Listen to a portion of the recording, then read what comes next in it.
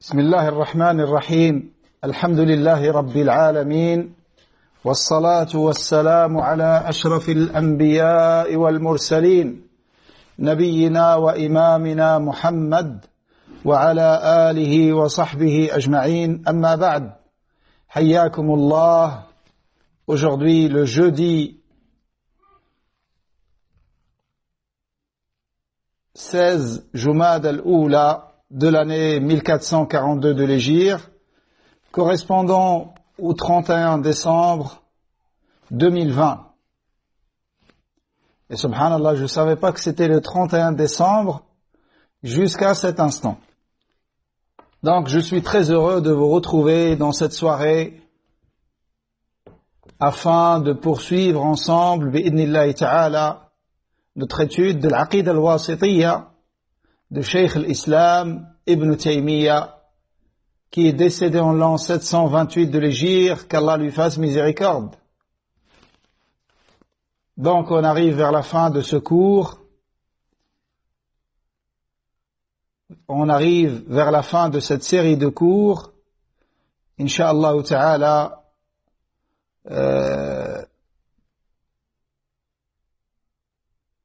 il nous reste ce cours et un autre cours que nous ferons samedi bi'idnillahi ta'ala pour finir ce livre et commencer un nouveau livre bi'idnillah. Après que je vous consulte Inch'Allah et je prends votre avis concernant ce livre, concernant le livre prochain, on se mettra d'accord sur quelque chose qui pourra nous être profitable à tous bi'idnillahi ta'ala. Donc avant de commencer, je vois qu'il y a une question. Salam alaikum. Concernant le dernier cours sur la foi, on a vu que la foi est prononcée par la langue, enracinée dans le cœur, mise en pratique par les membres, et elle augmente et diminue. Comment peut-on regrouper avec le hadith de la carte? Car cet homme n'a pas œuvré hormis la carte. Comment peut-on considérer qu'il a mis en pratique par les membres? Hadith al-Bitaqa, qui est rapporté par l'imam al-Tirmidhi, hadith authentique, dans lequel il est rapporté qu'un homme, parmi les gens d'avant, que cet homme, Allah subhanahu wa ta'ala lui exposera c'est les registres dans lesquels sont inscrites ces mauvaises actions, ces péchés, et chaque registre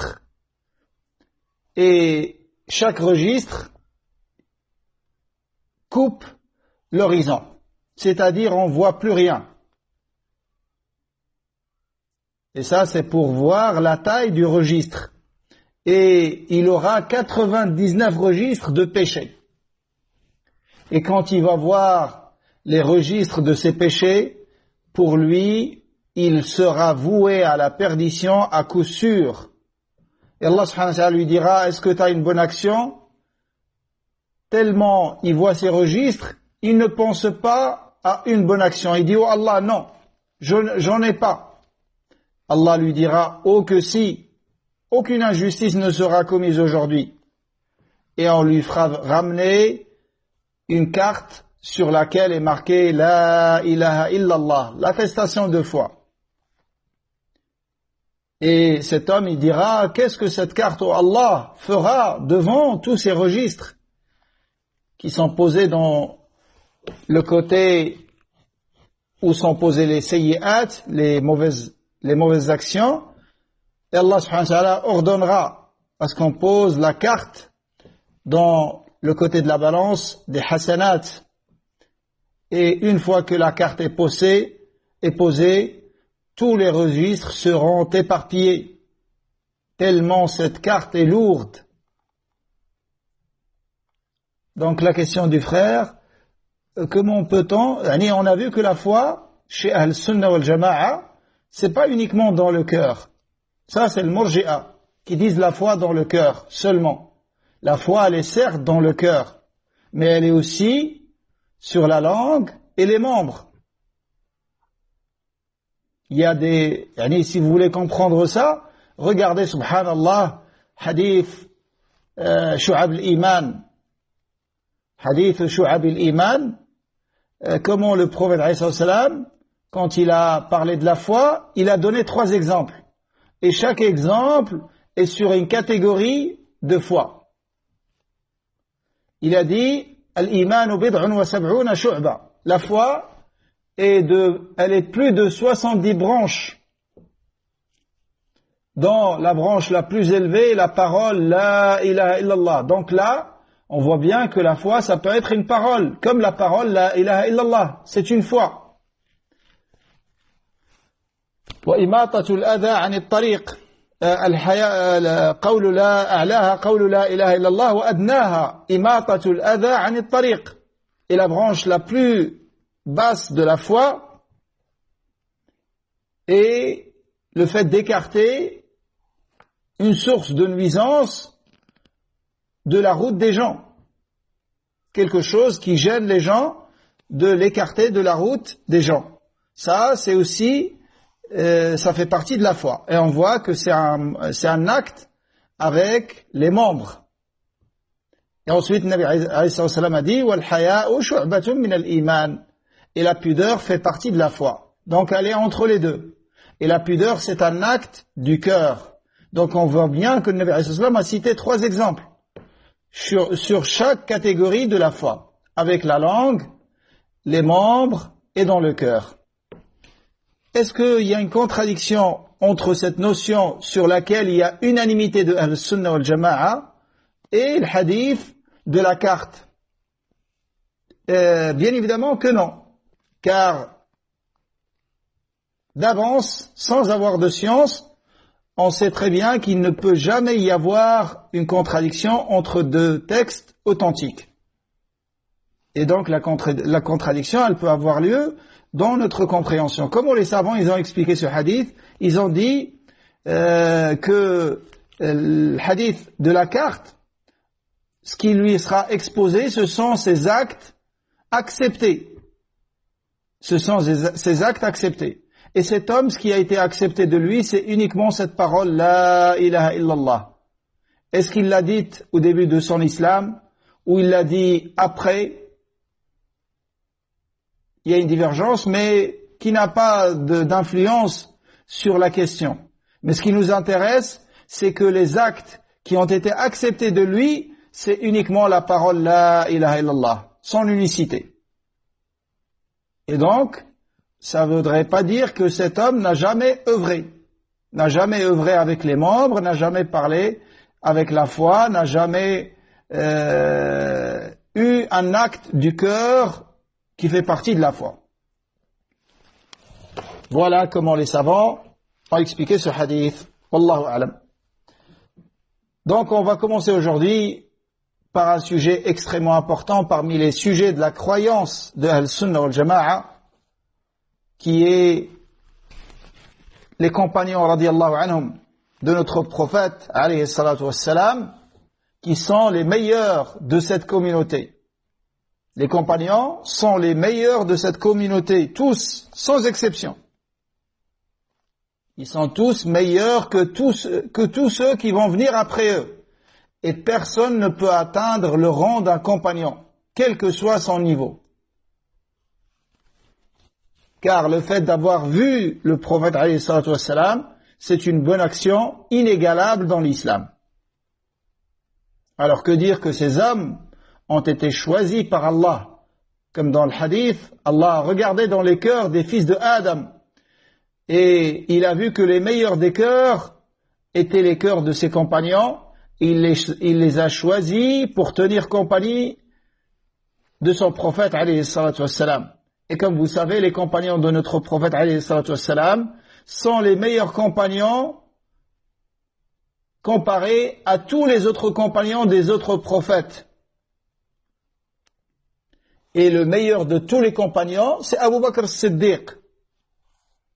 Et Abu Bakr as-Siddiq, radiyallahu anhu, c'est le meilleur homme qu'Allah a créé après les prophètes et messagers. Donc après le degré et le rang de la prophétie, le meilleur homme, c'est Abu Bakr as-Siddiq, radiyallahu anhu. Donc on va lire ce que Cheikh l'Islam a dit.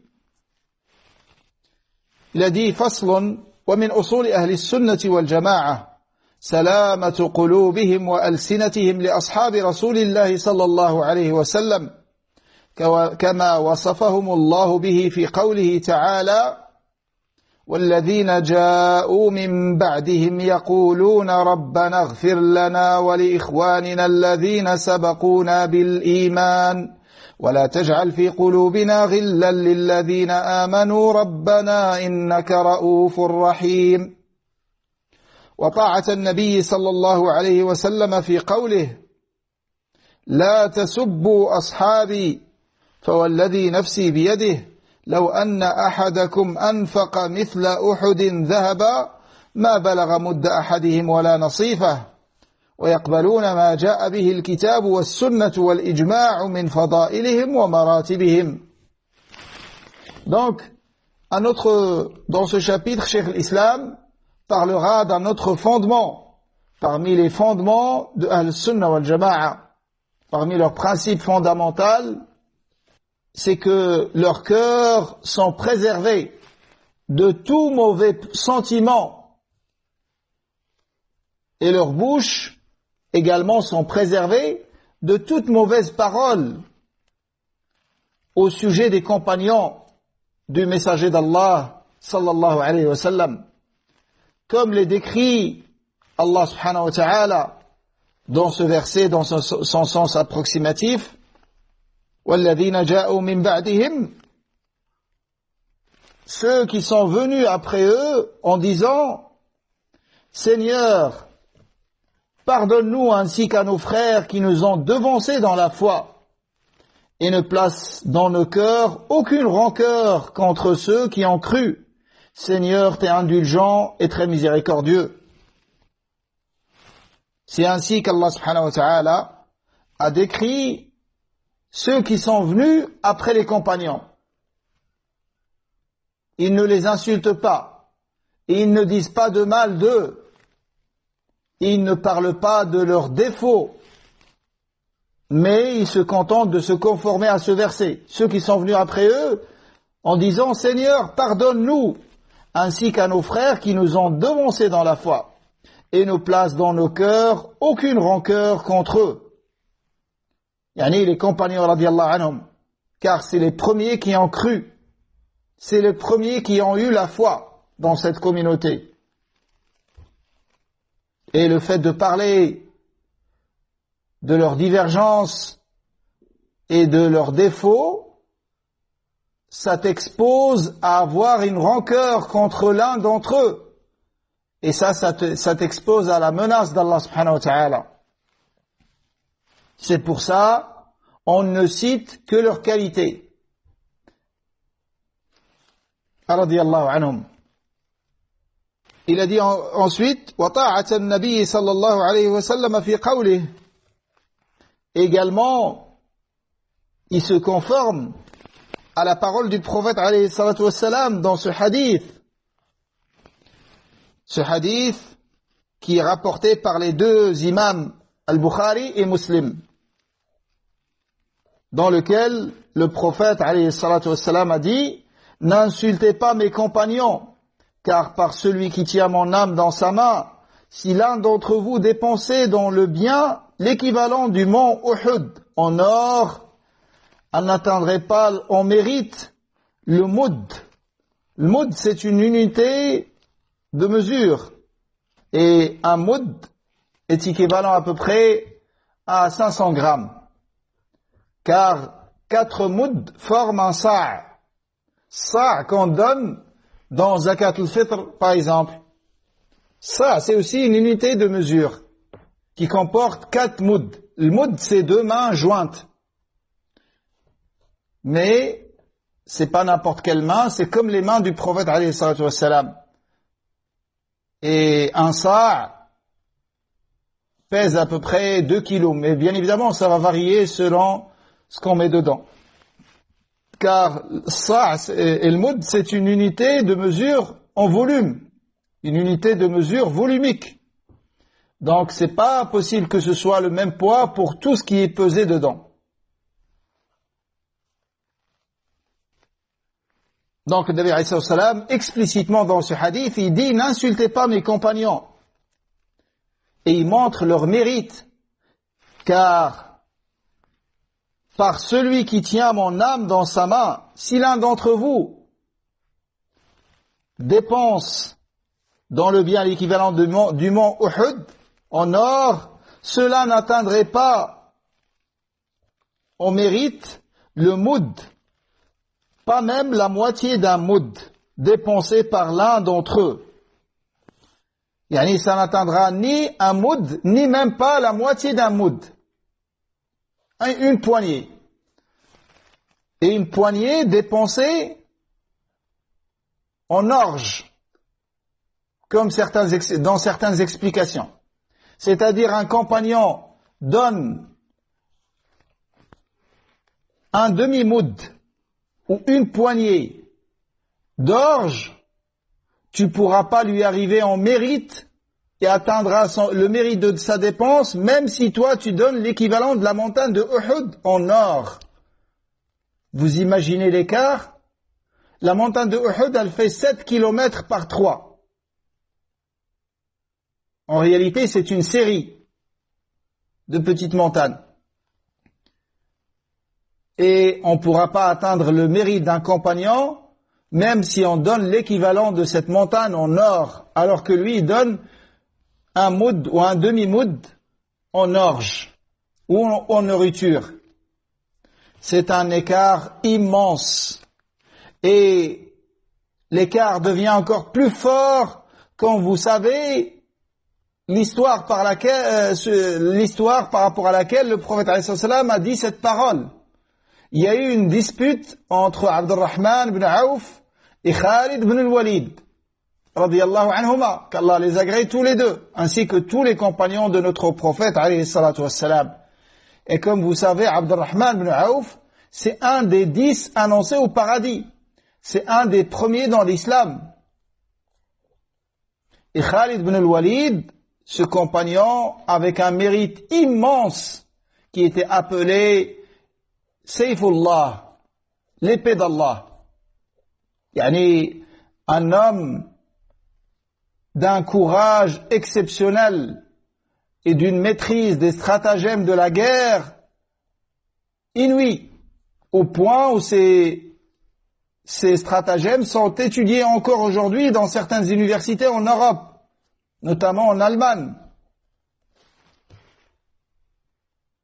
Et c'est un homme qui a participé dans énormément de jihad dans le sentier d'Allah. Donc Khalid ibn al-Walid, mais il est entré dans l'islam beaucoup plus tard que Abdurrahman ibn Auf.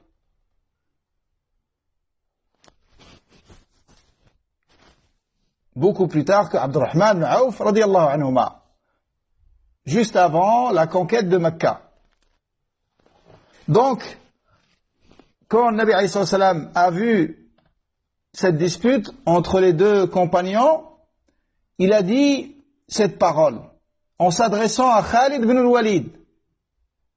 Il lui a dit, n'insultez pas mes compagnons.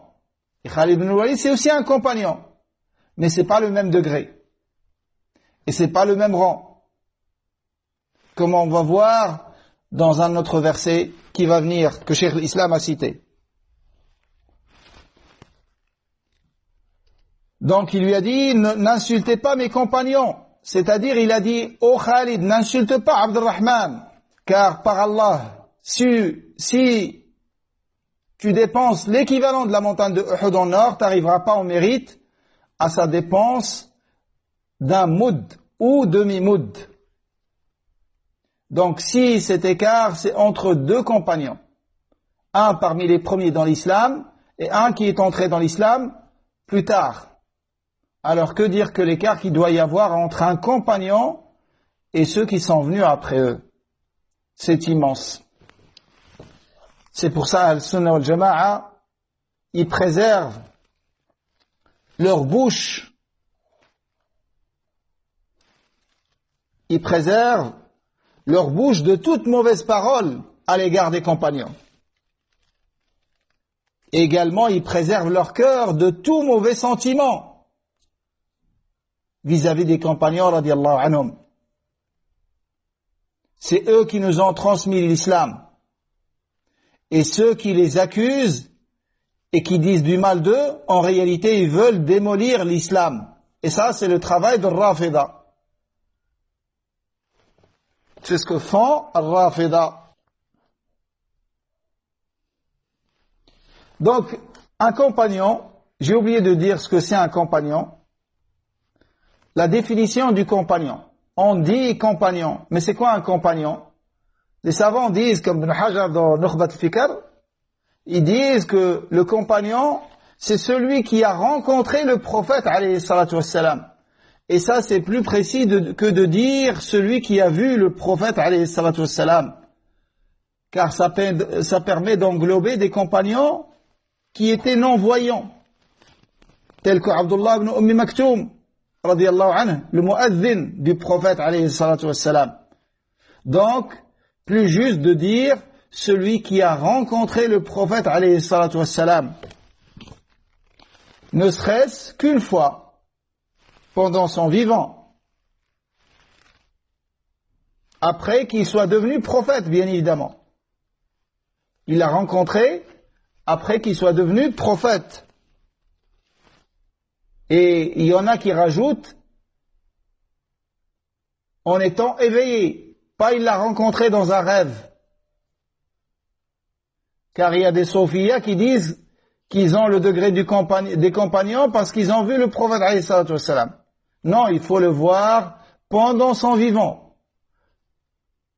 Après qu'il soit devenu prophète, tout en étant croyant.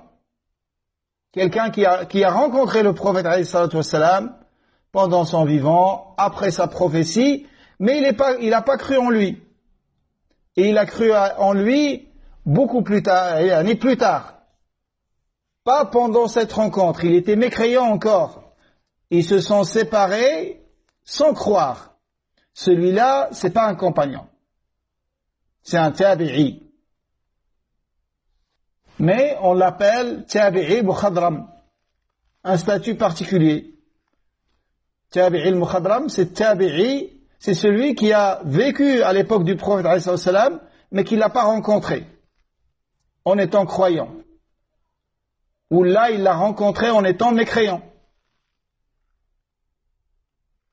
Tel que Uwais al-Qarani. Uwais al-Qarani, rahimahullah, c'est un tabi'i mukhadram. Il est entré dans l'islam pendant le vivant du prophète alayhi salatu wassalam. C'est un homme du Yémen, d'une tribu qui s'appelle Qaran, au Yémen. Et il a cru au prophète alayhi salatu wassalam, il est devenu croyant, mais il n'a pas pu le voir, car il s'occupait de sa mère, chose qui l'empêchait de faire le voyage vers le prophète alayhi salatu wassalam. Il a continué à s'occuper de sa mère jusqu'à son décès. Et après son décès, il est venu à Médine. Et le prophète alayhi salam était déjà mort. Un homme dont la vocation est exaucée. Un homme, quand le prophète alayhi salam a parlé de lui à Abu Bakr et Omar, il leur a dit, si vous le voyez, dites-lui de faire une invocation en votre faveur, car c'est un homme dont la vocation est exaucée, à cause de sa bonté vis-à-vis de sa mère. Voilà, mes frères, celui qui veut le paradis. Une des façons les plus faciles pour accéder au paradis, bi'idhnillahi ta'ala, c'est la bonté envers les pères et mères. Et surtout, la mère. 3 fois. Mais ça ne veut pas dire qu'on néglige le droit du père. Ton père, tu ne peux le remercier que dans le cas où tu le trouves esclave et tu l'affranchis. Et toi, ainsi que tout ce que tu possèdes, t'appartient à ton père. Il peut prendre de tes biens selon son besoin, sans te causer du tort. Mais il peut prendre sans ta permission, avec 2 conditions. Qu'il soit dans le besoin et sans te causer du tort. Ça, c'est le père et la mère. Donc cet homme, rahimahullah, Uwais al-Qarani, dont la vocation a été exaucée. Donc sahabi, c'est ça. Sahabi, c'est celui qui a rencontré le prophète alayhi salam pendant son vivant, après qu'il soit devenu prophète, en étant croyant, il est mort croyant. Et comme il dit Ibn Hajar, rahimahullah, même s'il y a eu un apostat entre les deux. Imaginons quelqu'un a rencontré le prophète alayhi salam tout en étant croyant, et après la mort du prophète alayhi salam ou pendant son vivant. Plus tard, il a apostasié. Et ensuite, il est revenu dans l'islam. Est-ce que c'est un compagnon? L'avis le plus juste, comme il dit Ibn Hajar, c'est un compagnon. Donc ça, c'est notre devoir vis-à-vis des compagnons. C'est de préserver nos cœurs de tout mauvais sentiment et nos bouches de toute mauvaise parole à leur égard, et de ne les citer qu'avec le bien, et de savoir leur mérite et le rang élevé qu'Allah leur a accordé. Ensuite, il a dit وَيُفَضِّلُونَ مَنْ أَنْفَقَ مِنْ قَبْلِ الْفَتْحِ وَهُوَ صُلْحُ الْحُدَيْبِيَّةِ وَقَاتَلَ عَلَى مَنْ أَنْفَقَ مِنْ بَعْدُ وَقَاتَلَ.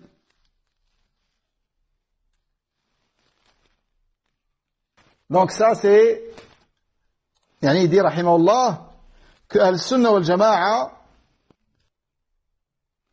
ils reconnaissent le degré supérieur de ceux parmi les compagnons qui ont dépensé leurs biens pour la cause d'Allah et ont combattu avant la victoire. La victoire, avant le fath. Le fath, c'est la victoire. Mais qu'est-ce qui est voulu par la victoire? On va voir la divergence.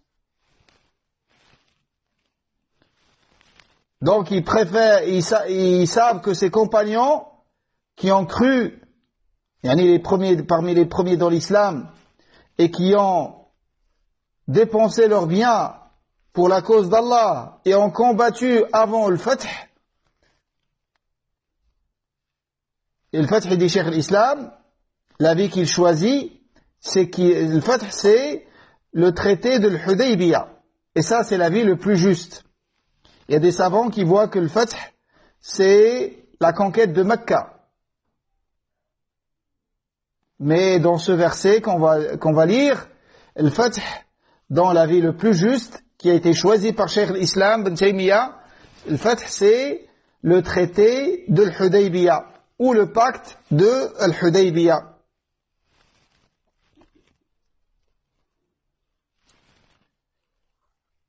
Donc ceux-là, ils ont un degré supérieur à ceux qui ont dépensé leurs biens pour la cause d'Allah également, et qui ont combattu également, mais après Al-Fath, après le traité de l'Hudaybiyah. Subhanallah, vous voyez que même parmi les compagnons radiyallahu anhum, ceux qui sont entrés les premiers dans l'islam, c'est pas comme ceux qui sont entrés après le pacte de l'Hudaybiyah. Et tous, ils ont le statut de compagnons. Et tous, ils ont tous les droits des compagnons. Et tous, ils ont tous les mérites des compagnons, radiyallahu anhum, qu'Allah les agrée tous, mais c'est pas le même niveau, tous. C'est pas le même degré, tous.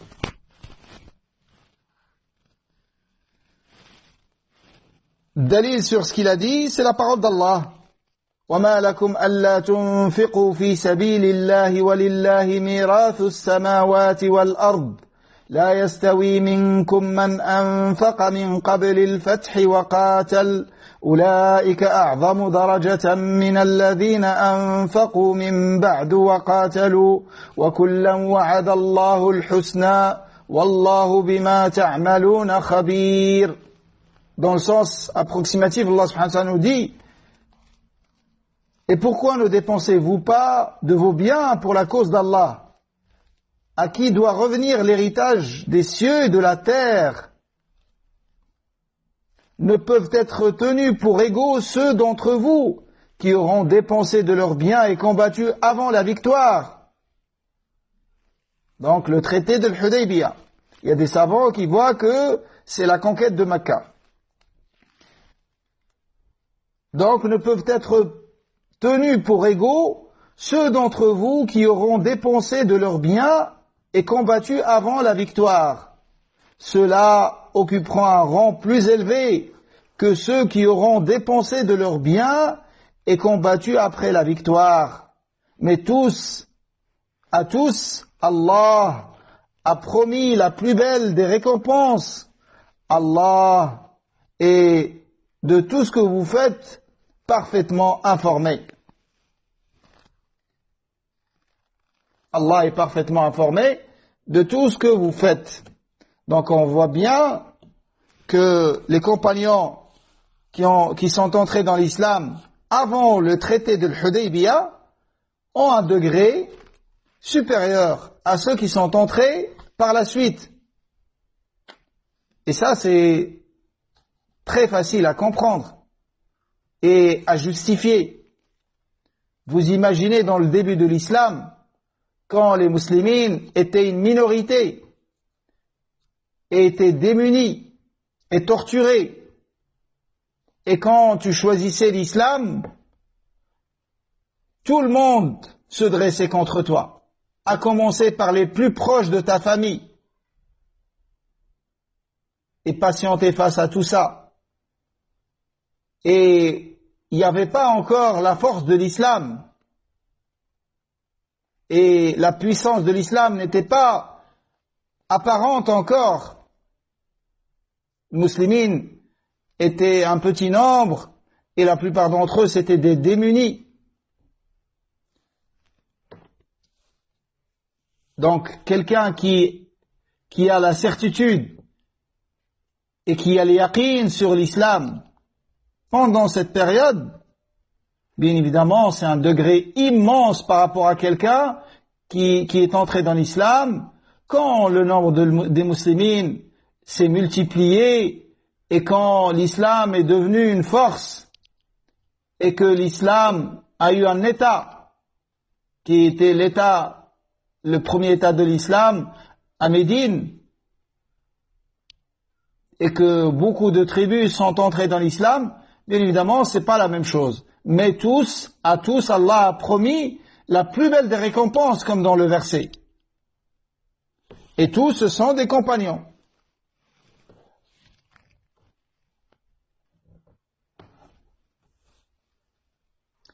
Et donc, ce verset nous montre cet écart entre les premiers émigrés, entre les premiers dans l'islam et ceux qui sont entrés par la suite. Ensuite, il a dit, Cheikh l'Islam, وَيُقَدِّمُونَ الْمُهَاجِرِينَ عَلَى الْأَنصَارِ. Là aussi, une autre classification des compagnons. Donc là, on voit l'ordre de mérite parmi les compagnons. Il a dit,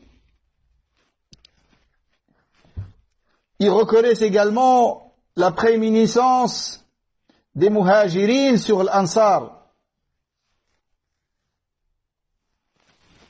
Ils reconnaissent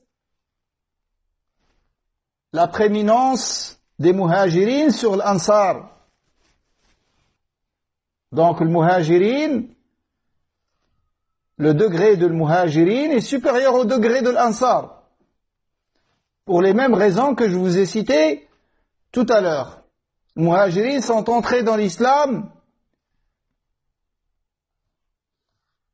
avant que l'islam n'ait un état et devienne une force, une puissance.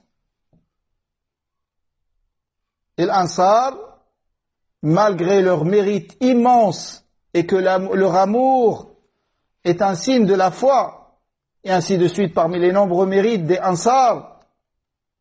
Et comme a dit le prophète, il leur a dit, si ce n'était pas l'émigration, je serais devenu un homme parmi les Ansar. Mais bien évidemment, le mérite de l'immigration, c'est un mérite immense. Et en plus, pour ses compagnons, les émigrés, le mérite d'entrer dans l'islam au tout début. Il a dit ensuite,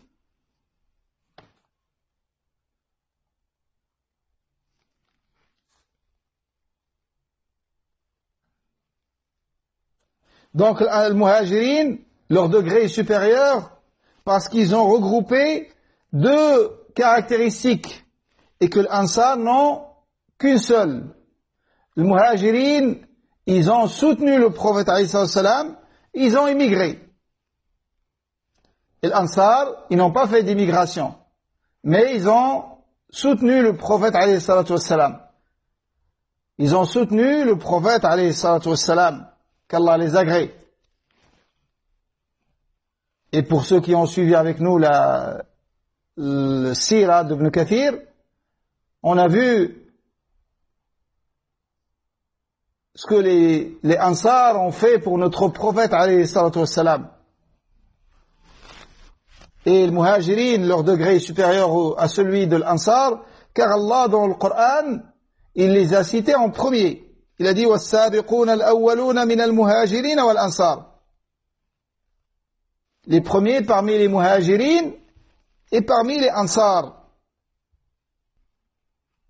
Ensuite, Cheikh l'Islam a dit وَيُؤْمِنُونَ بِأَنَّ اللَّهَ قَالَ لِأَهْلِ بَدْرٍ وَكَانُوا 312 اعْمَلُوا مَا شِئْتُمْ فَقَدْ غَفَرْتُ لَكُمْ.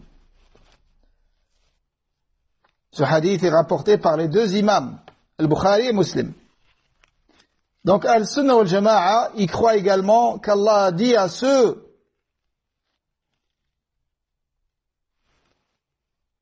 parmi les gens de Badr qui ont participé dans la grande bataille de Badr, la première grande bataille de l'islam, la bataille de Badr, qui a été appelée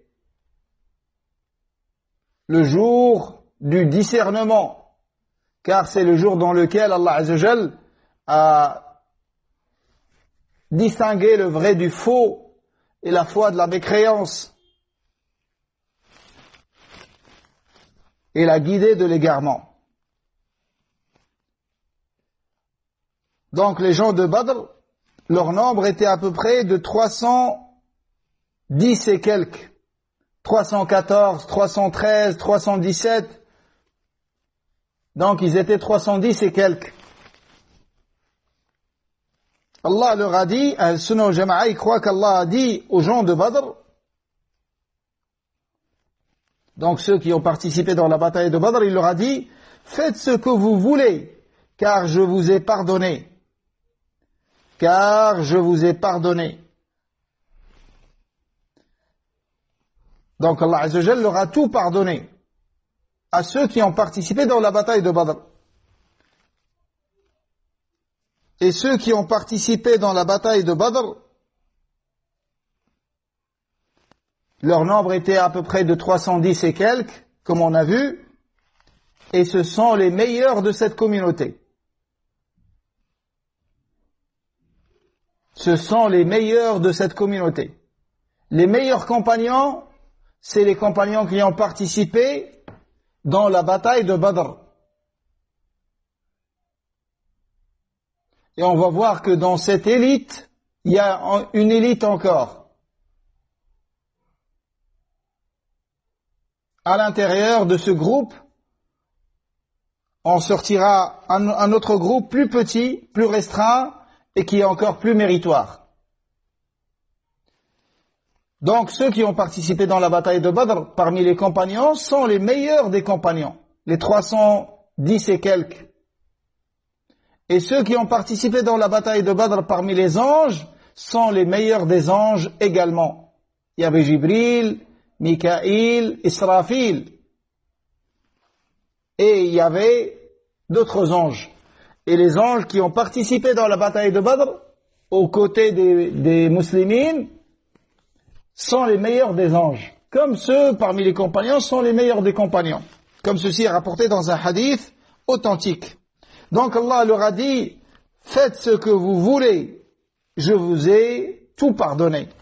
L'imam Ibn al-Qayyim, rahimahullah, par rapport à ce hadith, il dit, nous pensons qu'Allah subhanahu wa ta'ala s'est adressé avec ce discours à des gens qu'il a su qu'ils ne tomberont jamais dans l'apostasie, qui ne seront jamais excommuniés. C'est-à-dire des gens qui vont rester dans la foi jusqu'à la fin de leur vie. Car si quelqu'un parmi les gens de Badr apostasie, toutes ses œuvres seront caduques. Et il ne peut profiter de sa participation dans sa bataille, bien évidemment. Mais ces hommes-là, Allah a su que personne d'entre eux n'apostasiera. Et qu'ils mourront tous sur la religion de l'islam. Ils peuvent tomber dans certains péchés, comme tous les fils de Adam, mais Allah subhanahu wa ta'ala ne les laisse jamais dans l'insistance sur le péché. Il leur permet le repentir et la demande de pardon. Et il leur permet de faire des bonnes œuvres qui vont expier ce péché-là.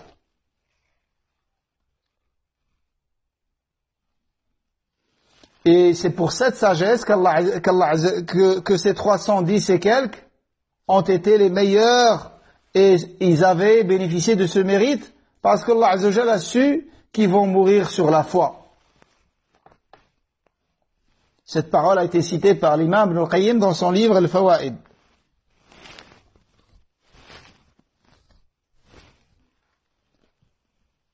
Ensuite, Cheikh l'Islam a dit وَبِأَنَّهُ لَا يَدْخُلُ النَّارَ أَحَدٌ بَايَعَ تَحْتَ الشَّجَرَةِ كما أخبر به النبي صلى الله عليه وسلم بل لقد رضي الله عنهم ورضوا عنه وكانوا أكثر من 1400.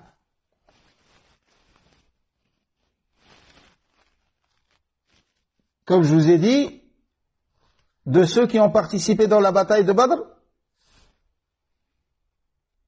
qui sont les meilleurs de cette communauté,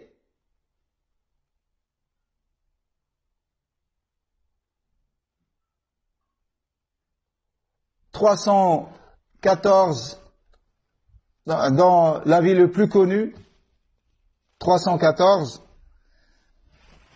Là, il a cité un autre groupe. Celui-là, il a commencé par le groupe plus grand. Le groupe plus grand, qui représente également les meilleurs compagnons. C'est ceux, il a dit, وَبِأَنَّهُ لَا يَدْخُلُ النَّارِ. Donc, Al-Sunnah wal-Jama'a, il croit également que nul parmi ceux qui ont fait allégeance au messager d'Allah sallallahu alayhi wa sallam sous l'arbre, et leur nombre était de 1400 à peu près, 1400, personne d'entre eux n'entrera en enfer, comme nous a informé le prophète alayhi salatu wassalam, mais qu'au contraire Allah les a agréés et que eux-mêmes l'ont agréé, c'est-à-dire ils ont agréé Allah et Allah les a agréés. Donc c'est ceux qui ont participé dans Bay'at al-Ridwan, qu'on appelle Bay'at al-Ridwan. Et ce qui est rapporté dans l'authentique de l'imam al-Bukhari et l'imam Muslim, c'est 1400. Et dans certaines versions, 1300, 1500, et toutes ces versions sont authentiques. Mais ce qui est dans l'authentique de l'imam al-Bukhari et Muslim, c'est 1400, et c'est ce nombre qui est le plus proche de la vérité. Car ce sont des estimations. Ce sont des estimations de ce grand nombre. C'est pour ça, vous trouvez ces différentes versions. Mais 1400, c'est l'avis qui se rapproche le plus de la réalité, car il est rapporté dans les deux authentiques.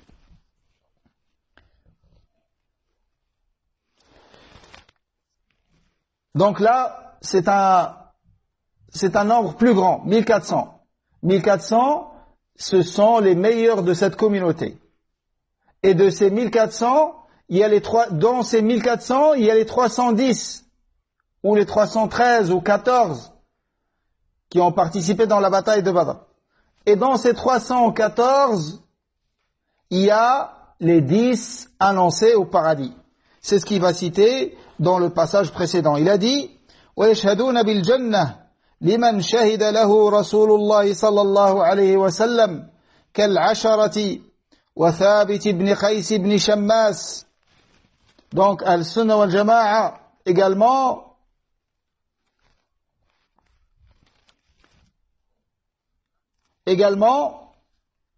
ils attestent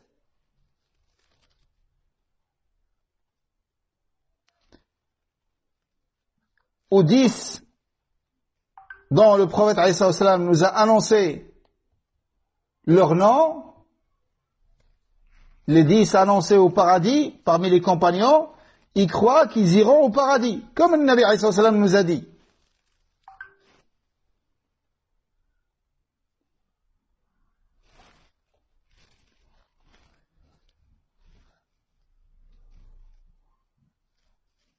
Comme les 10 promis au paradis.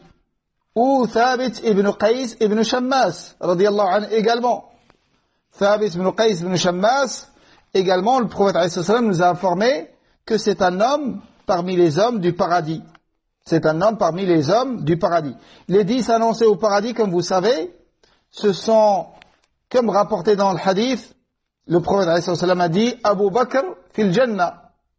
Donc le premier c'est Abu Bakr, Umar, Uthman, Ali, Talha, والزبير وعبد الرحمن بن عوف وسعد بن أبي وقاص وسعيد بن زيد وأبو عبيدة عامر بن الجراح, tous promis au paradis.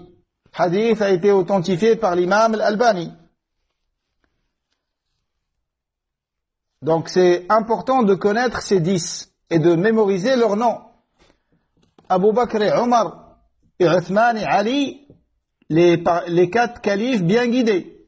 Donc ce sont les 4 meilleurs des 10. Et leur classement dans le mérite, par rapport à ces 4, c'est comme leur classement dans la gouvernance des musulmans. Abu Bakr le premier, ensuite Omar, ensuite Uthman, ensuite Ali.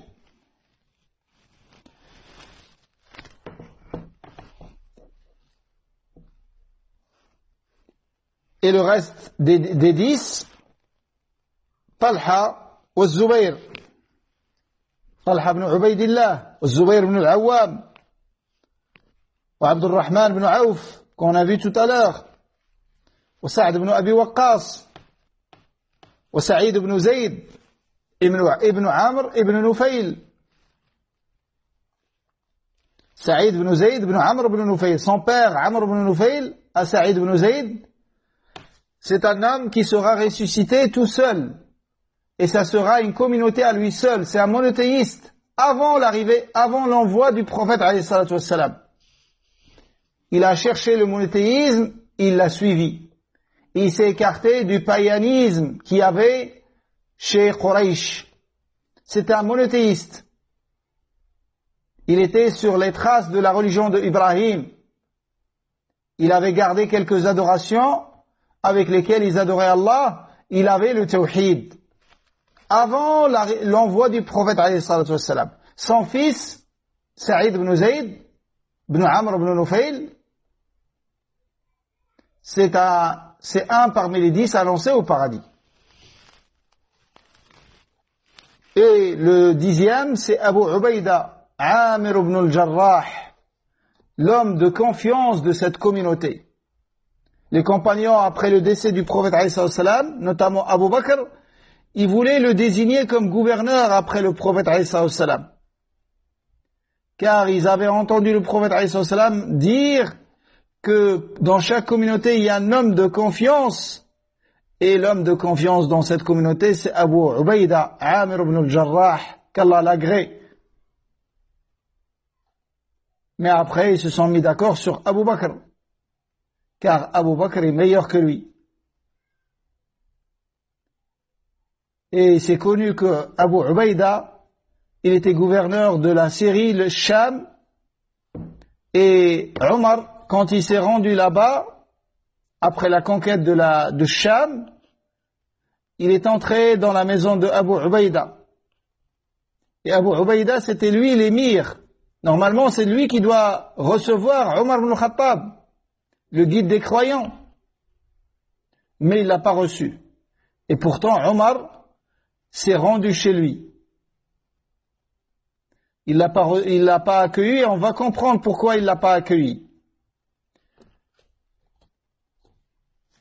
Et Omar s'est rendu chez lui, et quand il est entré dans sa maison, il a vu une modestie et une simplicité dans sa vie.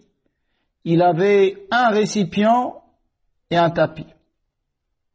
L'émir de la Syrie, de Sham, extrêmement riche. Un pays extrêmement riche à l'époque. Et il vivait comme ça, de cette manière. Un récipient dans lequel il prépare à manger, il lave ses vêtements. Et un tapis sur lequel il dort. Il n'avait que ça. Il n'avait que ça dans sa maison. Et Omar radiallahu anhu, quand il a vu comment était la maison de Abu Ubaïda, il a pleuré. Il a dit, Ya Abu Ubaïda, tous, on a été touchés par dunya, excepté toi. Il est resté comme à l'époque du prophète alayhi salam. C'est comme ça qu'ils vivaient les premiers dans l'islam. Ils vivaient dans une pauvreté, dans un manque de moyens, pas comme les compagnons radiallahu anhum qui ont vécu jusqu'aux conquêtes, où les richesses se sont ouvertes pour les musulmans. Les premiers, l'un d'entre eux, quand il voulait l'enterrer, il ne trouvait pas un morceau de tissu pour couvrir son corps. Il ne trouvait pas de linceul pour lui, comme c'était le cas de Mus'ab ibn Umayr, ce grand compagnon qui a fait une da'wa immense à Médine et qui enseignait le Coran et qui faisait da'wa à l'islam à Médine. Et c'est lui qui a préparé le terrain pour l'arrivée du prophète alayhi salam à Médine. Quand il est décédé, ils n'ont pas trouvé un morceau de tissu pour couvrir son corps. Il y avait un tout petit morceau, quand il couvrait la partie supérieure, la partie inférieure se dévoilait. Et quand il couvrait la partie inférieure, sa tête se dévoilait. Finalement, ils l'ont mis sur la partie supérieure, ils ont complété avec des feuilles de palmier. Sahaba, quand ils pensaient, déjà les compagnons eux-mêmes, quand ils pensaient à ces premiers qui sont décédés avant les conquêtes, ils pleuraient.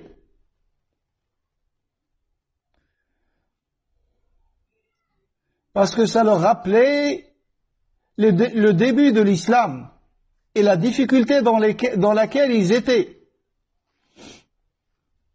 Et bien évidemment, on sait que Sahaba, tous sans exception, radiyallahu anhum, personne n'a suivi dunya. Ils ont tous consacré leur vie à la da'wa et à la propagation de l'islam. Mais quelqu'un qui trouve un morceau de pain à manger, il culpabilisait par rapport à la première période de l'islam. Et ça, c'est rapporté beaucoup de Omar ibn al-Khattab. Des fois, il lui posait un plat, et quand il le voyait, il pleurait tellement qu'il coupait l'envie à ceux qui étaient avec lui.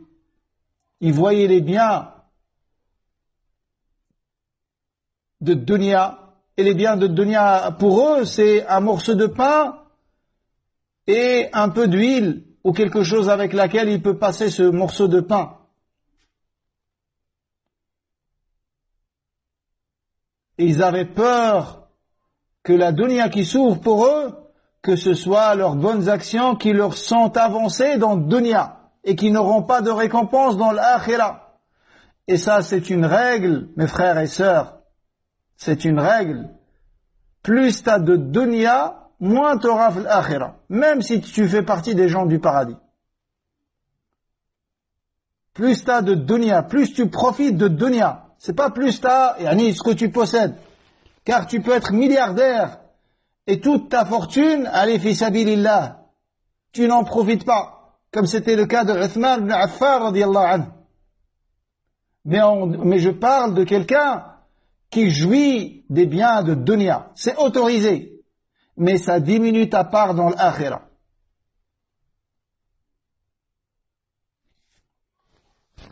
Et c'est de ça qu'ils avaient peur, les compagnons radiyallahu anhu.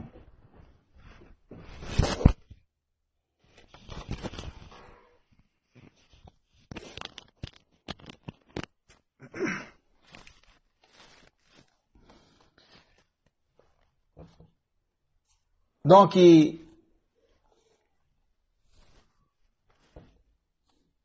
attestent que les 10 sont promis au paradis, comme le Nabi alayhi sallam nous a dit, et également Thabit ibn Qais ibn Shammas, radiyallahu anhu. Et Thabit ibn Qais ibn Shammas, je ne peux pas laisser passer sans vous citer l'histoire d'une manière résumée, à quelle occasion le Nabi alayhi sallam lui a annoncé qui fera partie des gens du paradis.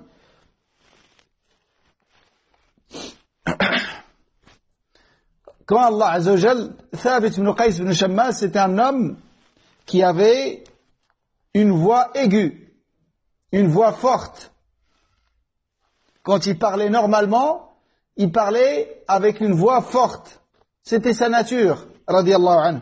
Quand Allah a révélé le verset dans lequel il dit Ya ayyuhalladhina amanu la tarfa'u aswatakum fawqa sawti an-nabi. Ô vous qui avez cru, n'élevez pas vos voix au-dessus de celles du prophète sallallahu alayhi wa sallam. Thabit ibn Qais s'est limité à chez lui. Il ne sortait plus de sa maison. Et il disait je ferai partie des gens de l'enfer. Car quand il parle, comme sa voix était forte, radiyallahu anhu, ça pouvait paraître comme s'il l'élevait au-dessus du prophète, de la voix du prophète, alayhi salatu wassalam. Et le prophète, alayhi salatu wassalam, ne l'a plus vu dans la prière en groupe. Car Nabi, alayhi salatu wassalam, il vérifiait, il regardait qui s'absentait parmi ses compagnons. Contrairement à nous, un frère qui prie avec nous tous les jours, il peut ne plus venir à la mosquée pendant un mois et personne ne se soucie de son affaire. Personne ne demande auprès de lui. Et les compagnons et le prophète alayhi salam n'étaient pas comme ça. Omar radiyallahu anhu, un jour il n'a pas vu dans une seule salade de l'Fajr, un compagnon. Après salat, il est parti chez lui pour demander de ses nouvelles. Et c'était un jeune compagnon qui s'appelle Sulayman ibn Hatma, radiyallahu anhu. Et quand il a toqué, sa mère lui a ouvert, lui a dit, j'ai pas vu Sulayman dans la prière de l'Fajr aujourd'hui. Elle a dit, il a prié toute la nuit et à l'approche de salat al-Fajr, il s'est endormi. Il n'a pas pu résister. Il était très, très fatigué car il a prié toute la nuit. Il lui a dit, dis-lui que pour moi, prier salat subh en groupe à la mosquée est meilleur que de prier toute la nuit en prière surrogatoire.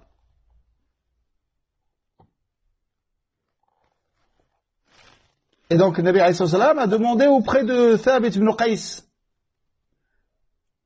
et son voisin, qui est Sa'd ibn Mu'adh, a raconté au prophète alayhi salam la raison pour laquelle il venait plus à la mosquée. Car il avait peur d'élever sa voix au-dessus de celle du prophète alayhi salam et que ses actes deviennent caducs. Et qu'il disait qu'il fera partie des gens de l'enfer. Nabi alayhi salam lui a dit, dis-lui, tu seras parmi les gens du paradis et non pas parmi les gens de l'enfer. Et par cette cause, il a eu cette bonne annonce pendant son vivant dunya avant l'akhira. Et les autres compagnons également, qui sont cités dans des hadiths authentiques, à qui le prophète alayhi salam a annoncé le paradis dans le dunya, tels que Ukasha ibn Muhsin, qui fera partie de ceux qui entreront au paradis sans jugement ni châtiment, tels que Abdullah ibn Sallam, qui était juif et qui est entré dans l'islam, radiyallahu anhu, et d'autres compagnons. Ensuite, Cheikh l'Islam a dit وَيُقِرُّونَ بِمَا تَوَاتَرَ بِهِ النَّقْلُ عَنْ أَمِيرِ الْمُؤْمِنِينَ ويقرون بما تواتر به النقل عن أمير المؤمنين علي بن أبي طالب رضي الله عنه وغيره من أن خير هذه الأمة بعد نبيها أبو بكر ثم عمر.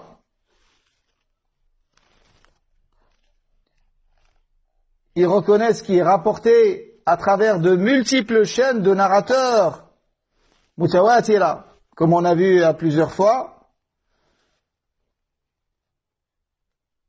d'après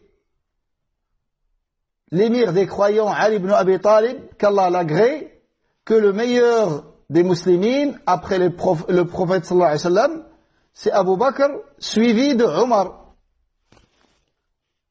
Donc le meilleur de cette communauté, de manière absolue après notre prophète sallallahu alayhi wa sallam, c'est Abu Bakr as-Siddiq.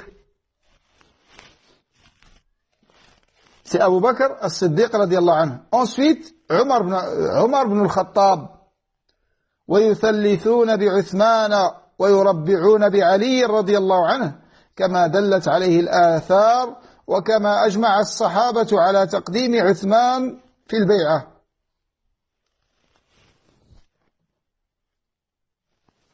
وكما أجمع الصحابة على تقديم عثمان في البيعة. Puis il place Uthman en troisième position, puis Ali en quatrième, qu'Allah les agrée tous, comme l'indiquent les ahadiths et comme le prouve le choix des compagnons qui unanimement ont fait allégeance à Uthman pour le désigner à la tête des muslimines plutôt que Ali radiyallahu anhu. Donc, les compagnons étaient unanimement d'accord pour désigner Uthman après Omar.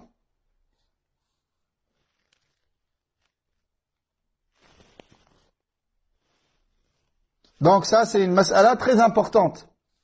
C'est le classement dans le mérite des compagnons. C'est comme le classement dans la gouvernance. C'est comme leur classement dans la gouvernance. Abu Bakr, Omar, Uthman, Ali radiyallahu anhum. Ensuite, il a dit مع أن بعض أهل السنة كانوا قد اختلفوا في عثمان وعلي رضي الله عنهما بعد اتفاقهما على تقديم أبي بكر وعمر أيهما أفضل فقدم قوم عثمان وسكتوا أو ربعوا بعلي وقدم قوم عليا. Donc là, il va citer une question de divergence.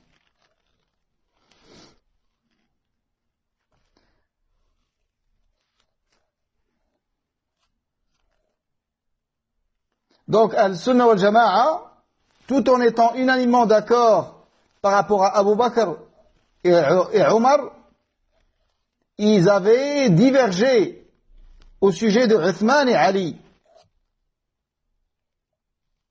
Yani, lequel est meilleur? Il y avait une divergence au début. Certains plaçaient Uthman au troisième rang sans mentionner Ali. Certains, quand ils étaient interrogés, disaient Abu Bakr, Omar et Uthman. Ils se limitaient à 3. Et d'autres, ils citaient Ali en 4e position. Ils disaient Abu Bakr, Uthman, Abu Bakr, Omar, Uthman, Ali. Et d'autres, ils ne citaient aucun des deux. Ils se limitaient à Abu Bakr et Omar. Donc là, on a vu 3 avis. Abu Bakr et Omar, ils ne se prononcent pas par rapport aux autres. Abu Bakr et Omar et Uthman, ils ne citent pas le 4e. Abu Bakr et Omar et Uthman et Ali, et ils citent les 4. Donc là, c'est 3 avis. Ce sont 3 avis. وقدم قوم عليا.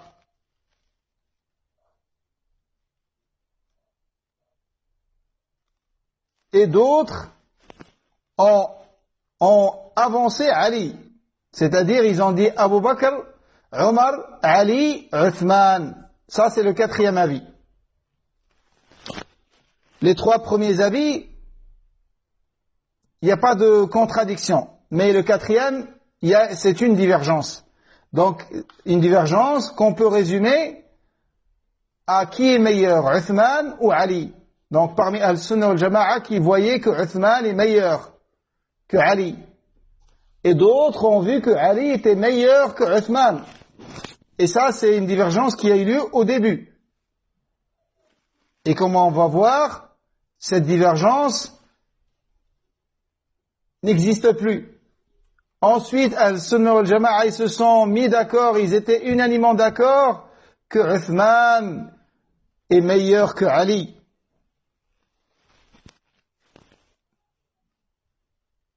Et ceux qui croyaient que Ali était meilleur, ce sont des gens de l'Koufa, en Irak. Parmi Al-Sunnah wal-Jama'a, bien évidemment. On ne parle pas de Rafida. Donc c'est une divergence qui était tolérée au début. Mais une fois qu'il y a eu unanimité, cette divergence n'est plus tolérée. Cette divergence n'est plus tolérée.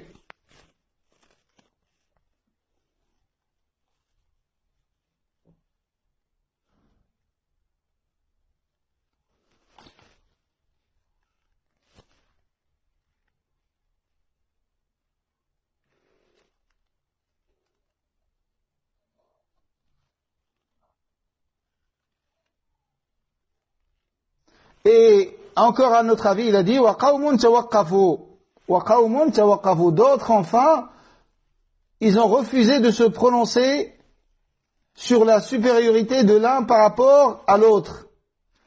Yani, et ça, c'est certains parmi les gens de Médine, certains savants parmi les savants de Médine, et ça a été rapporté de Malik ibn Anas. Ça, c'est une version qui est rapportée de l'imam Malik ibn Anas.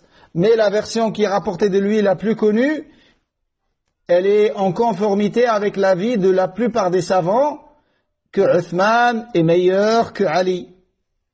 Donc il y a une riwaya selon l'imam Malik, comme quoi il ne s'est pas prononcé. Il s'est limité à Abu Bakr et Omar.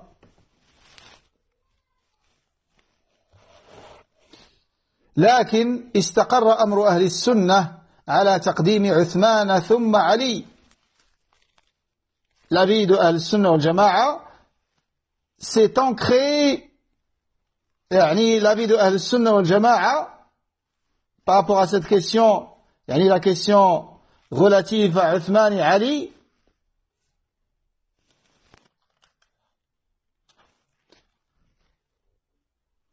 il y a eu unanimité par rapport au fait que Uthman est meilleur que Ali. Et une fois qu'il y a eu cette unanimité, il n'est plus toléré d'avoir une divergence à ce sujet. Car comme vous savez, avoir un avis contraire au consensus des savants n'est pas toléré. Mais avant le consensus, cette divergence était tolérée. Qui est meilleur, Uthman ou Ali? Mais une fois qu'il y a eu consensus des savants, la divergence n'est plus tolérée. Et on dit que leur ordre dans le mérite est comme leur ordre dans la gouvernance. Tartibuhum fil fadila ka tartibihim fil khilafa. Il poursuit Cheikh l'Islam en disant وإن كانت هذه المسألة مسألة عثمان وعلي ليست من الأصول التي يضلل المخالف فيها عند جمهور أهل السنة. Comme bien même cette question de qui est meilleur, Uthman ou Ali, ça ne fait pas partie des fondements chez Al-Sunnah wal-Jama'a que celui qui a un avis et qui n'est pas l'avis juste, on ne le traite pas d'égaré. Et on ne le fait pas sortir de Al-Sunnah wal Jama'a.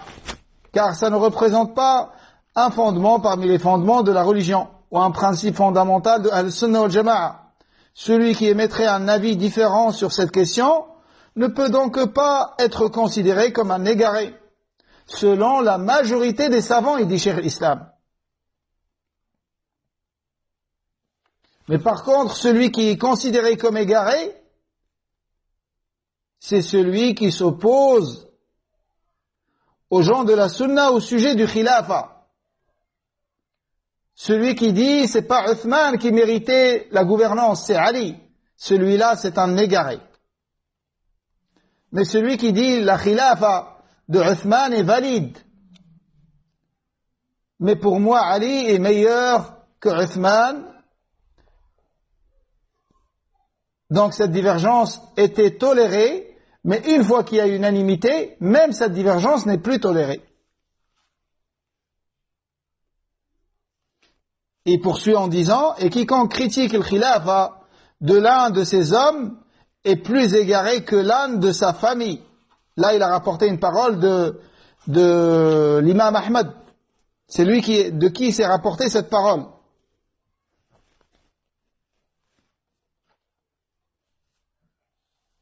ومن طعن في خلافة أحد من هؤلاء فهو أضل من حمار أهله. L'imam Ahmad a dit من لم يربع بعلي في الخلافة فهو أضل من حمار أهله. Celui qui ne dit pas que Ali est le quatrième dans la gouvernance, le khilafa, il est plus égaré que l'un de sa famille. Il est plus égaré que l'âne de sa famille.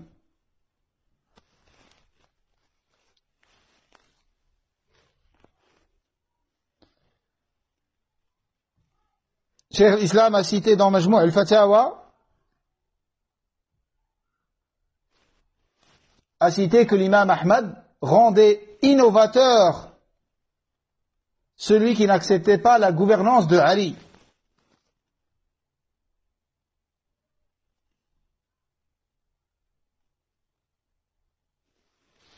Celui qui n'acceptait pas la gouvernance de Ali et qui disait que c'était une gouvernance invalide, l'imam Ahmad le rendait innovateur, comme a dit Cheikh l'Islam dans Majmou' al-Fatawa. Et il a ordonné à ce qu'on le boycotte et ne pas le marier. Et personne parmi Al-Sunnah wal Jama'a n'a un avis contraire à celui-là. C'est-à-dire que celui qui méritait la gouvernance après Uthman, c'est Ali. Et personne ne l'a mérité plus que lui. Ça, c'est par rapport aux compagnons, radiyallahu anhum. Ensuite, il a parlé de la famille du prophète, alayhi salatu wassalam. Il a dit, وَيُحِبُّونَ أَهْلَ بَيْتِ رَسُولِ اللَّهِ صَلَّى اللَّهُ عَلَيْهِ وَسَلَّمَ وَيَتَوَلَّوْنَهُمْ وَيَحْفَظُونَ فِيهِمْ وَصِيَّةَ رَسُولِ اللَّهِ صَلَّى اللَّهُ عَلَيْهِ وَسَلَّمَ حيث قال يوم غدير خم أذكركم الله في أهل بيتي. Également les gens de Al-Sunnah wal Jama'a, les gens attachés à la Sunna, aiment la famille du prophète alayhi salatu wassalam. Et les membres de la famille du prophète alayhi salatu wassalam, ce sont des alliés pour Al-Sunnah wal Jama'a. Ils les prennent comme des alliés. Ils respectent à leur sujet les recommandations du prophète alayhi salatu wassalam, qui le jour de Ghadir Khum, c'est-à-dire le 18e jour du mois de l'Hijjah, à un endroit qui se trouve entre Mecca et Médine, à son retour du pèlerinage d'adieu, le prophète alayhi salam a fait une recommandation vis-à-vis de sa famille. Donc, Ghadir Khoum, c'est un endroit qui se trouve entre Mecca et le Médina. Et cette recommandation, elle a été donnée le 18e du mois de Hijjah, au retour du pèlerinage d'adieu. Le Nabi alayhi sallam a dit: "Udhakkirukum Allah fi ahli bayti." Udhakkirukum Allah fi ahli bayti. Je vous recommande devant Allah les membres de ma famille. Je vous recommande devant Allah les membres de ma famille, c'est-à-dire la bonté envers les membres de ma famille et le respect. Et les membres de la famille du prophète alayhi salatu wassalam, ce sont ceux pour lesquels il est interdit d'accepter l'aumône, que ce soit obligatoire, zakat, ou surrogatoire. Il n'est pas autorisé pour eux de la prendre. Et ce sont la famille de Ali, et de Ja'far, et de Aqil, et la famille de l'Abbas, et la famille de l'Harith ibn Abd al-Muttalib, et les épouses du prophète alayhi salatu wassalam, et ses filles. Ce sont ceux-là, la famille du prophète alayhi salatu wassalam. Al-Abbas, et l'Abbas, c'est l'oncle du prophète alayhi salatu wassalam. L'Abbas ibn Abd al-Muttalib. Et les fils de Abu Talib, l'oncle du prophète alayhi salatu wassalam, qui est mort sur la mécréance, qui sont Ali et Ja'far, Ali ibn Abi Talib, Ja'far ibn Abi Talib, ou Aqil. Et également les enfants et les descendants de l'autre oncle du prophète alayhi salatu wassalam, qui sont les fils de l'Harith ibn Abd al-Muttalib, et les épouses du prophète alayhi salatu wassalam et ses filles. Ça, c'est la famille du prophète alayhi salatu wassalam.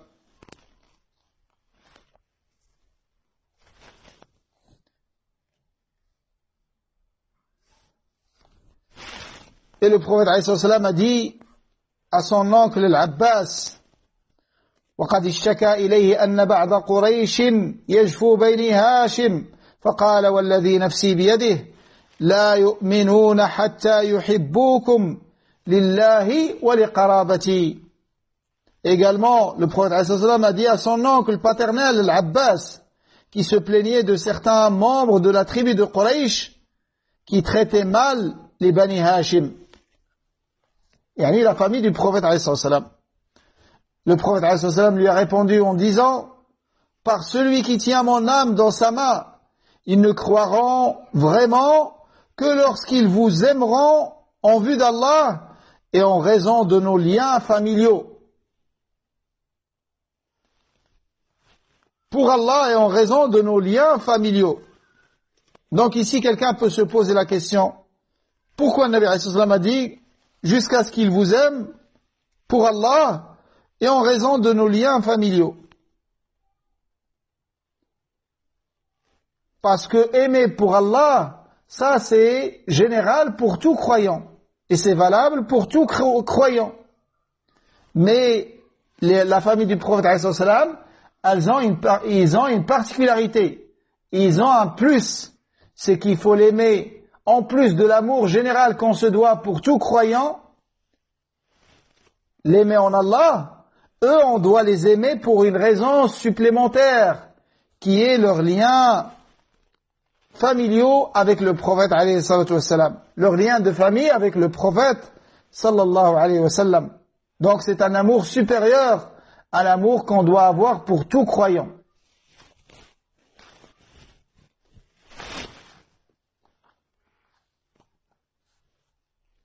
Le Nabi alayhi salatu wassalam a dit, donc on va essayer de finir, patienter, on va essayer de finir juste ce paragraphe par rapport aux compagnons, comme ça il nous restera un passage dans le cours prochain, bi'idhnillah. Si vous êtes capable de patienter encore, on essaiera en une dizaine de minutes, Inch'Allah.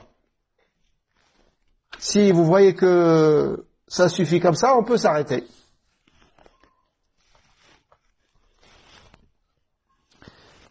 Donc le Nabi alayhi salatu wassalam a dit Inna Allah astafa bani Ismaïl wastafa min bani Ismaïl Kinana wastafa min Kinanata Qurayshan wastafa min Qurayshin bani Hashim wastafani min bani Hashim. Le Nabi alayhi salatu wassalam a dit également Allah a élu les descendants d'Ismaïl.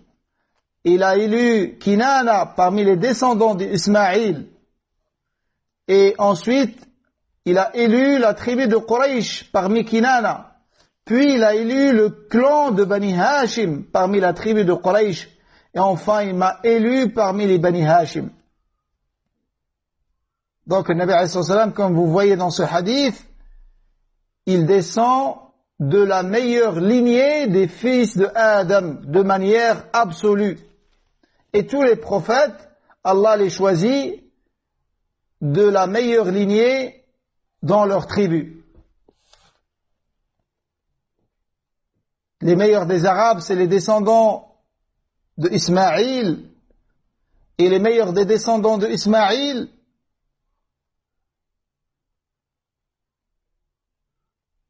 et les meilleurs descendants de Ismaïl, les meilleurs descendants de Kinana, c'est Quraysh.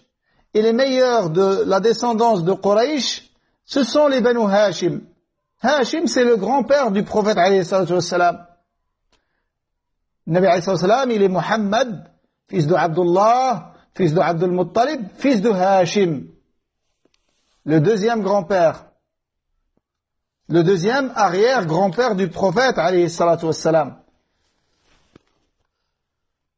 Ensuite, il a dit وَيَتَوَلَّوْنَ أَزْوَاجَ رَسُولِ اللَّهِ صَلَّى اللَّهُ عَلَيْهِ وَسَلَّمَ أُمَّهَاتِ الْمُؤْمِنِينَ وَيُؤْمِنُونَ بِأَنَّهُنَّ أَزْوَاجُهُ فِي الْآخِرَةِ خصوصا خديجة رضي الله عنها أكثر أولاده وأول من آمن به وعاضده على أمره وكان لها منه المنزلة العظيمة أو المنزلة العالية رضي الله عنها. Également, Ahl-Sunnah wal Jama'a, ils sont les alliés des épouses du prophète alayhi salatu wassalam, qui sont les mères des croyants. Toutes les épouses du prophète alayhi salatu wassalam sont les mères des croyants. Quand on dit les mères des croyants, c'est-à-dire dans le respect. Elles sont nos mères dans le respect et dans l'interdiction de les épouser. Et elles ne sont pas nos mères dans l'autorisation de s'isoler avec elles ou de lui serrer la main ou de se mélanger, d'être avec elle dans un environnement de mixité. Ça, c'est pas autorisé même vis-à-vis des épouses du prophète alayhi salam. C'est uniquement dans deux points qu'elles sont nos mères, c'est-à-dire elles sont comme nos mères dans deux choses. Interdiction de l'épouser et on la respecte, le respect de la mère. Le respect de la mère.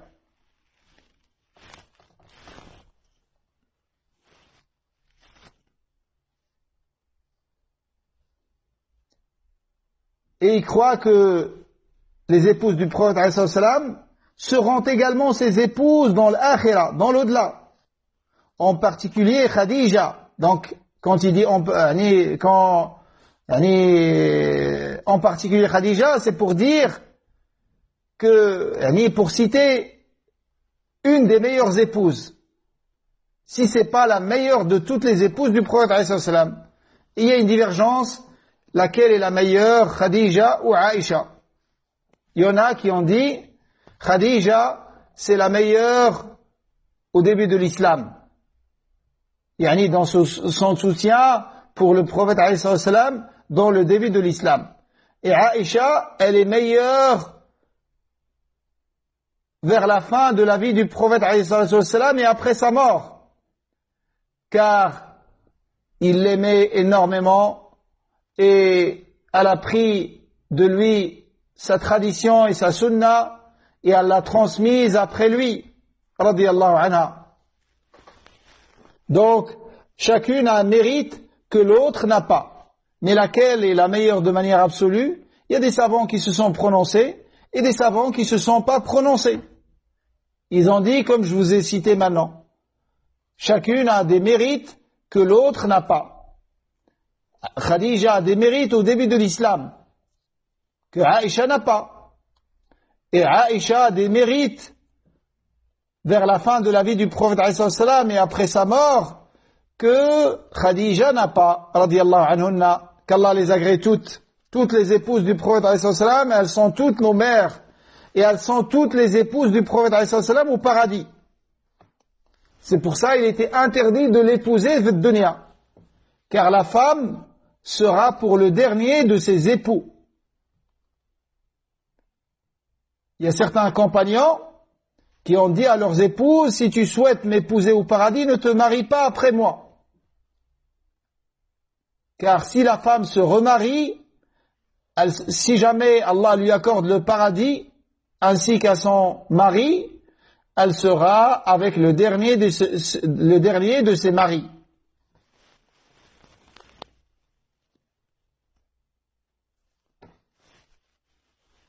Et les épouses du prophète, elles sont toutes ses épouses au paradis, et personne ne peut les épouser après lui.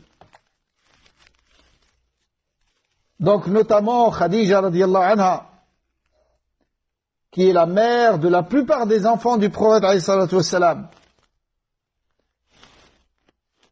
Khadija radiyallahu anha, elle est la mère de tous les enfants du prophète alayhi salatu wassalam, excepté Ibrahim, qui est né de Marie al-Qibtiyya. Mais sinon, tous les autres enfants du prophète alayhi salatu wassalam, il les a eus avec Khadija radiyallahu anha. Il a eu avec elle Al-Qasim, son aîné, et Abdullah. Et il a eu avec elle comme fille Ruqayya, la première, la plus âgée, Zaynab, wa Ruqayya, wa Umm Kulthum, wa Fatima. Il a eu avec elle 6 enfants. Il y a des savants qui disent qu'il a eu avec elle 7 enfants. Ils rajoutent At-Tayyib, troisième garçon. Il y en a qui disent non, Tayyib c'est le même que Abdullah. Naam, il y a eu une divergence sur ce sujet, mais je vous ai cité un seul avis, qui est l'avis le plus juste, wallahu alam, car il est basé sur un hadith explicite. Il y a des savants qui disent que la femme choisira de ses maris celui qui avait le meilleur comportement. Mais cet avis que je vous ai cité et auquel je me suis limité, c'est le plus fondé, le plus basé sur les dalils. Wallahu a'lam. Après, comme vous savez, mes très chers frères, avant qu'on arrive dans les questions de l'fiqh, et avant que vous vous posez des questions, dans les questions de divergence, il est demandé à chacun d'entre nous d'étudier la question et d'arriver à ce qui lui semble le plus proche de la vérité et de le suivre.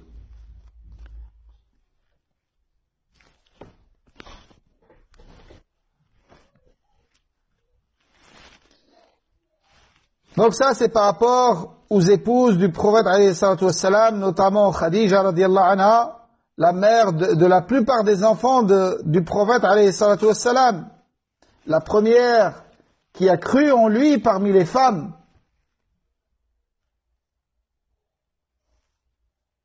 Il y a des savants qui précisent parmi les femmes, pour sortir des divergences et pour garder le statut de tous les compagnons, surtout les premiers dans l'islam. Et elle occupait un rang élevé auprès du prophète alayhi salatu wassalam. Tous, vous connaissez la jalousie de Aïcha radiyallahu anha vis-à-vis de Khadija radiyallahu anha, alors qu'elle n'a pas vécu avec elle l'a pas connue. Mais tellement le prophète alayhi salatu wassalam, quand il citait Khadija, il disait énormément de bien. Un jour, Aïcha s'est mise en colère radiyallahu anha. Elle lui a dit, Allah t'a remplacé par meilleur qu'elle. Et pourquoi tu la cites? Le prophète a dit, par Allah, Allah ne me l'a pas remplacé par meilleur. Il m'a donné d'elle l'enfant, il me l'a pas donné d'une autre. Et elle m'a soutenu au début de l'islam, où personne ne l'a soutenu comme elle, radiyallahu anha. Donc elle avait un rang extrêmement élevé auprès du prophète, même après sa mort. Et le Nabi, il se montrait même très généreux vis-à-vis des amis de Khadija après sa mort, et de sa sœur également.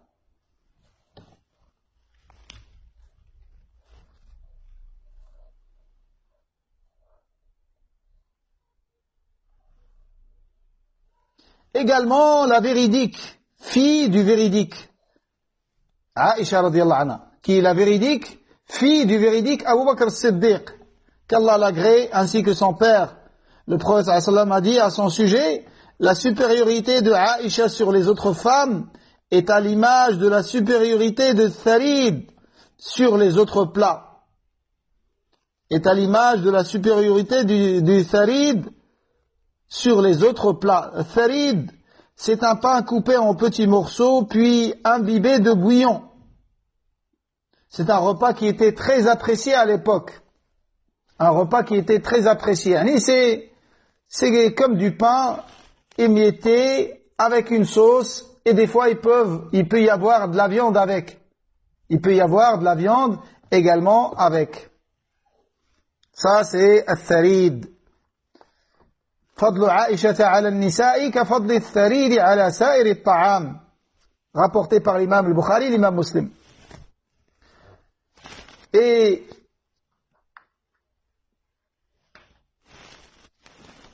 ويتبرؤون من طريقة الروافد الذين يبغضون الصحابة ويسبونهم. Également les gens attachés à la sunna se désavouent de la voie des rawafid. Rawafid, c'est une secte qu'on appelle qui aime se faire appeler les Shia. Mais nous on les appelle Rafida et non pas Shia. Donc ils se désavouent de la voie de Rawafid, qui nourrissent une haine profonde contre les compagnons, qui n'hésitent pas à les insulter. De même, ils se désavouent de la voie de Nawasib, qui, par leurs paroles ou leurs actes, portent atteinte à la famille du prophète, alayhi salatu wassalam.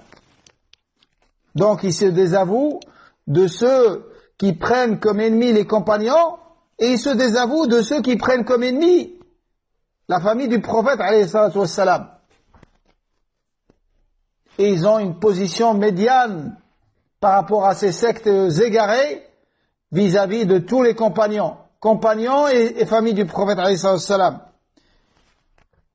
Il place chacun à son statut dans lequel Allah l'a placé. La Shia, c'est positif. C'est ceux qui soutiennent la famille du prophète alayhi salam. Et ceux qui prennent comme alliés la famille du prophète alayhi salatu wassalam.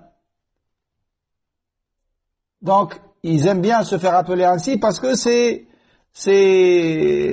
positif. Rafida, c'est péjoratif. Ils ont refusé. Et on les appelle Rafida parce qu'ils ont refusé l'imam Zayd. L'imam Zayd. Ils l'ont refusé. Quand ils lui ont demandé d'insulter Abu Bakr et Omar, lui c'est parmi la famille du prophète alayhi salam. Et ils le prenaient comme un imam. Et ils lui ont demandé d'insulter Abu Bakr et Omar. Il a refusé de le faire. Ils l'ont rejeté. C'est de là qu'ils se sont fait appeler Rafida. لأنهم رفضوا زيدا رحمه الله. Quand il a refusé d'insulter les deux shaykhayn, Abu Bakr et Omar.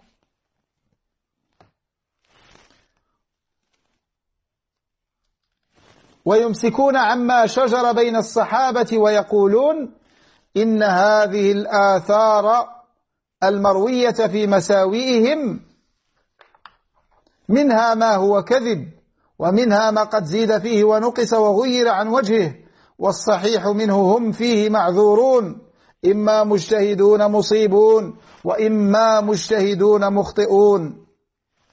Donc également parmi la méthodologie de Ahl-Sunnah wal Jama'a vis-à-vis des compagnons radiyallahu anhum tous, quand on dit les compagnons, rentre dedans la famille du prophète alayhi salatu wassalam, car ce sont des compagnons également. Mais ils ont cette particularité des liens de famille avec le prophète alayhi salatu wassalam.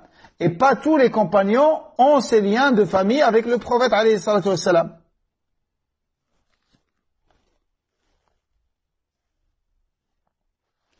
Donc également, Ahl-Sunnah wal Jama'a, ils n'abordent pas les discordes qui ont éclaté entre les compagnons, tels que dans la bataille de Jamal et la bataille de Siffin.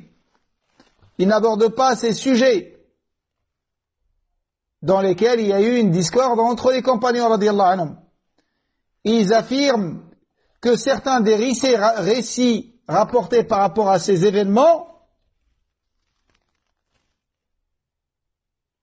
sont erronés et mensongers. Et d'autres ont été modifiés ou falsifiés. Et certains événements ont été inventés.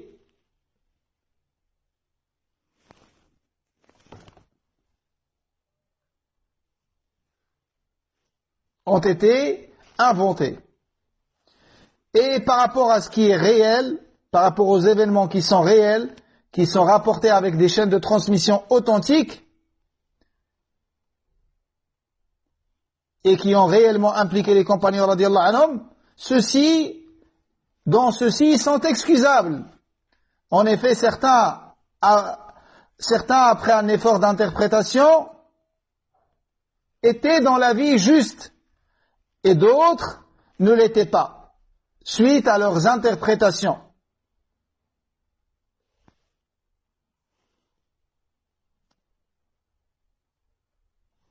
Donc ceux qui étaient dans la vie juste, ils seront récompensés 2 fois. Et ceux qui n'étaient pas dans la vie juste, c'est pas parce qu'ils ont suivi leur passion, mais ils ont fait leurs efforts, ils n'étaient pas dans la vie juste, dans cette discorde. Ils seront quand même récompensés une seule fois. Et ceux qui étaient dans la vie juste, ils seront récompensés 2 fois. Car ils n'ont pas voulu suivre leur avis, ou ils ont voulu l'avis erroné. Ils ont cherché la vérité et ils ont fait les causes pour y parvenir, mais c'est Allah qui permet pour une sagesse absolue. Allah qui permet à qui il veut d'être dans la vie juste pour une sagesse, subhanahu wa ta'ala.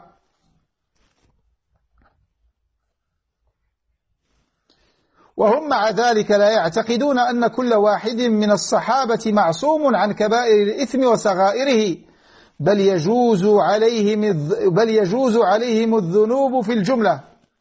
Ahl-Sunnah wal Jama'a également, ils ne croient pas que chacun des compagnons est préservé des grands péchés, ou qu'il est infaillible, qu'il ne peut jamais tomber dans un péché, ou même dans un grand péché. Ils croient au contraire que l'un d'entre eux, l'un des compagnons ou l'autre, pouvait commettre des péchés. Néanmoins, leur antériorité et leur mérite, antériorité dans l'islam et leur mérite dans l'islam, impliquent le pardon de ce qui peut être émané d'eux, de ce qu'ils peuvent faire comme péché.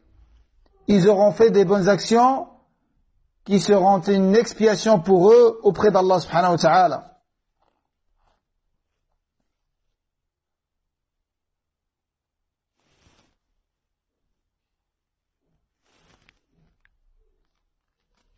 Également, il sera pardonné aux compagnons radiyallahu anhum les mauvaises actions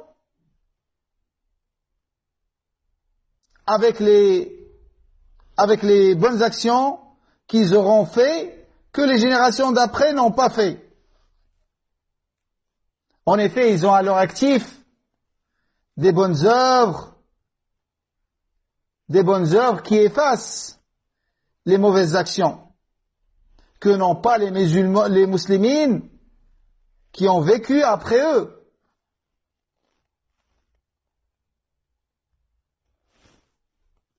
Que n'ont pas les musulmans qui ont vécu après eux. وقد ثبت بقول رسول الله صلى الله عليه وسلم أنهم خير القرون وأن المد من أحدهم إذا تصدق به كان أفضل من جبل أحد ذهبا ممن بعدهم.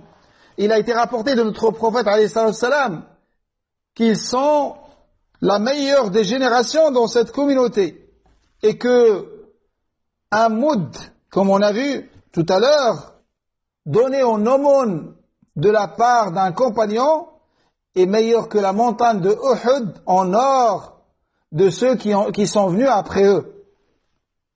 ثم إذا كان قد صدر من أحدهم ذنب فيكون قد تاب منه. Et si on suppose que l'un d'entre eux, parmi les compagnons, est tombé dans un péché, alors il y a 5 hypothèses que Cheikh l'Islam a citées ici. La première, alors il s'est repenti de ce péché, ou il a accompli une bonne action qui sera une expiation pour lui, ou Allah lui a pardonné avec son antériorité dans l'islam et son combat dans le sentier d'Allah, ou il lui sera pardonné avec l'intercession du prophète alayhi salatu wassalam, car ils sont ceux qui méritent le plus l'intercession du prophète alayhi salatu wassalam. Ce sont ses compagnons. Ou peut-être qu'il a été touché par des catastrophes dans ce bas monde, il a été éprouvé, et ça sera une expiation pour lui. فإذا كان هذا في الذنوب المحققة فكيف الأمور التي كانوا فيها مجتهدين. Donc si c'est le cas par rapport aux péchés qu'ils auront réellement commis, ça c'est on suppose qu'ils ont commis un péché réellement, alors il y a ces 5 hypothèses qu'on a vues. Il se repent, il fait des bonnes actions qui seront une expiation, Allah lui pardonne avec son antériorité dans l'islam,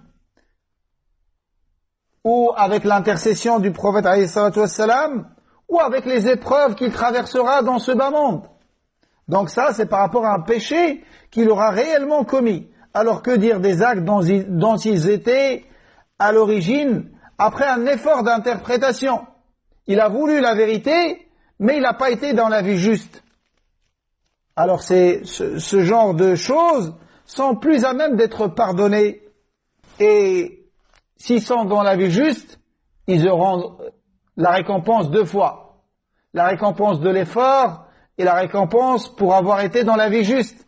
Et s'il n'est pas dans la vie juste, il sera récompensé une seule fois pour son effort. Comme le Nabi alayhi salam a dit dans le hadith authentique. Et l'erreur est pardonnée pour celui qui cherche la vérité. Et tous ils cherchaient la vérité. ثم إن القدر الذي ينكر من فعل بعضهم قليل نزر مغفور في جنب فضائل القوم ومحاسنهم من الإيمان بالله. Et aussi le nombre d'actes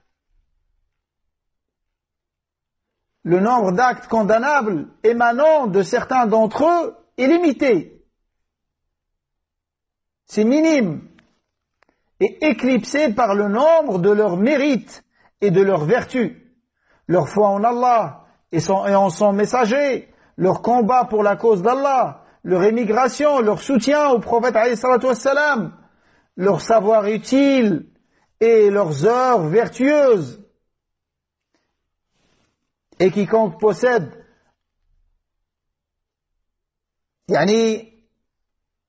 et quiconque regarde la biographie des compagnons avec science et clairvoyance, quiconque étudie avec clairvoyance la vie de ces hommes et les mérites dont Allah les a gratifiés, sera vaincu qu'ils sont les meilleurs des créatures après les prophètes et que personne ne peut atteindre leur rang. et que leur génération est la plus noble de toutes les générations de cette communauté. Cette communauté qui est elle-même la meilleure et la plus noble de toutes les communautés. De toutes les communautés. Fin de la parole de Cheikh l'Islam par rapport à ce passage. Et on va s'arrêter ici, bi'idhnillahi ta'ala. Barakallahu fikum pour votre patience. Et Inch'Allah, samedi, je le confirmerai, mais samedi on devrait finir le livre bi'idhnillah et choisir un autre livre pour la suite. هذا والله تعالى أعلى وأعلم. سبحانك اللهم وبحمدك نشهد أن لا إله إلا أنت نستغفرك ونتوب إليك. بارك الله فيكم وجزاكم الله خيرا.